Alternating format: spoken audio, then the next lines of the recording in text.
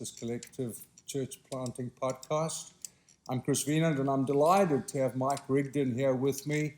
We want to introduce you to some church planters who are doing some pretty cool things for the kingdom. And Mike, a few years ago, you and Jess probably didn't think you'd be doing what you're doing right now. So tell us a little of the family dynamic and how that's changed over the last year.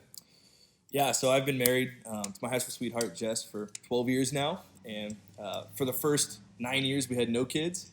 And then since last summer, August, we finalized adoption with our first son, Cyrus, who's 5. And then we're adopting his sister, Rosie.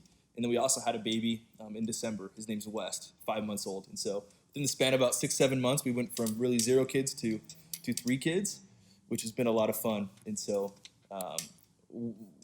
how we kind of navigate our lives in ministry in that way is that we do this together. So this is a family thing. Ministry for us is life. And so as we're sitting here in our warehouse in the family center, this is very much a part of our life and our call for what God has called Reunion Church too.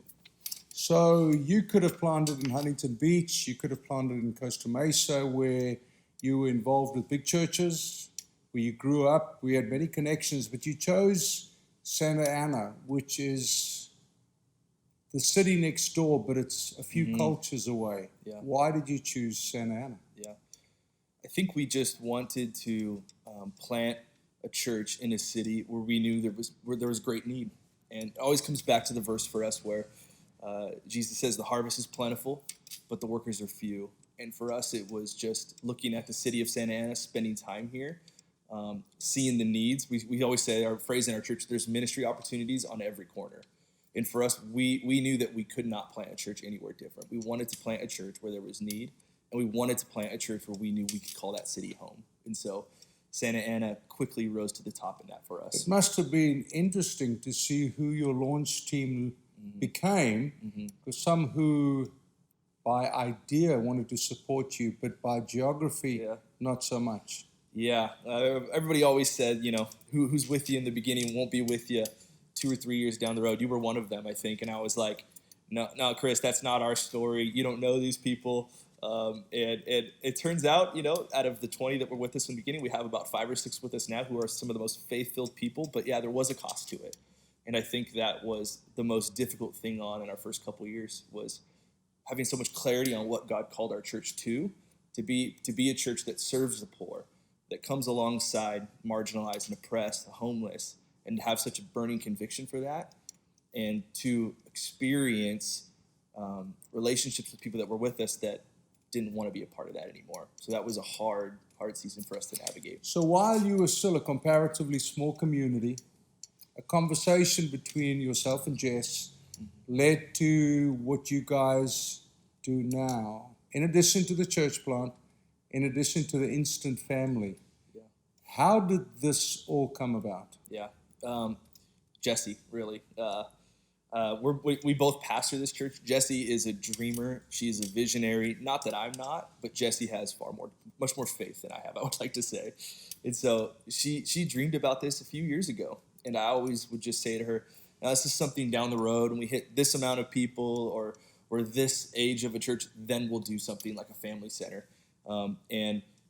Little did I know that was a vision that God had put on our church, and Jesse saw it, and we both got there. And so this was a big faith step for us, and it showed that God is very much in this, and this is his idea, and he called us to pastor it and to lead it into existence, which is a humbling experience.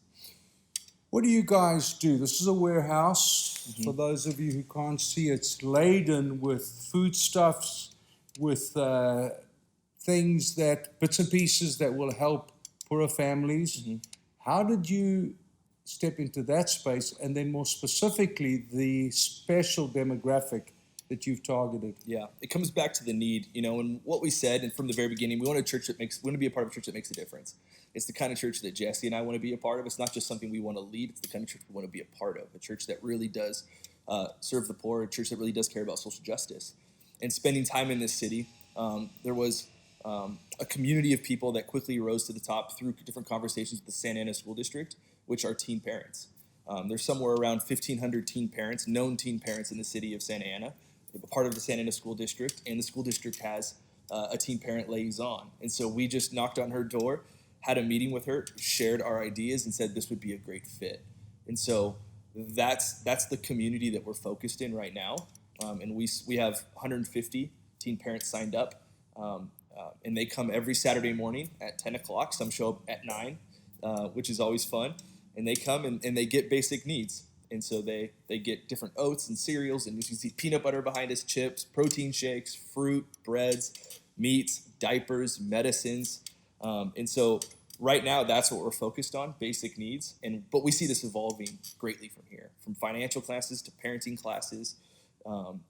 Anything that really it helps us to build relationships with those that we're serving. We care about the relationships because that's what we believe Jesus modeled. Now, Michael, I mean, a church of 50, 60 people, this is a huge endeavor. The moment you started down this road, some pretty big companies got behind you guys. Yeah. Tell us a little bit who they are and how that came about. Yeah, the two relationships that mean the world to us, that this would not be possible without them, is an organization called Giving Children Hope, who operate what we do. They're on a global level in Buena Park, and then Second Harvest Food Bank. And so we had meetings with them, shared our vision, and they quickly got behind us, and then they introduced us to the partners and organizations that they work with. So organizations like Costco, Target, CVS, Albertsons, and that's who donates all of this stuff to us. Even the shelvings, these all came from Costco. All of our refrigeration were donated through Target and Costco as well. And so it's those relationships and having that only made this possible. And so the cost for us is obviously rent and volunteers. Everything else is of donation. And so we're very excited about it. So you moved your Sunday worship into the warehouse. How has that changed from the school that you were meeting in to now you were in a barren warehouse full of foodstuffs, and yet Sunday, this is where you are? Yeah.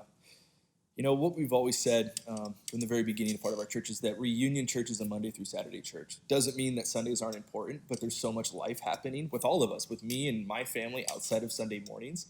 And for us, the integration with what's happening here on the family center side of things, what God's doing here during the week, and then having a Sunday gathering in a completely different space just didn't feel right.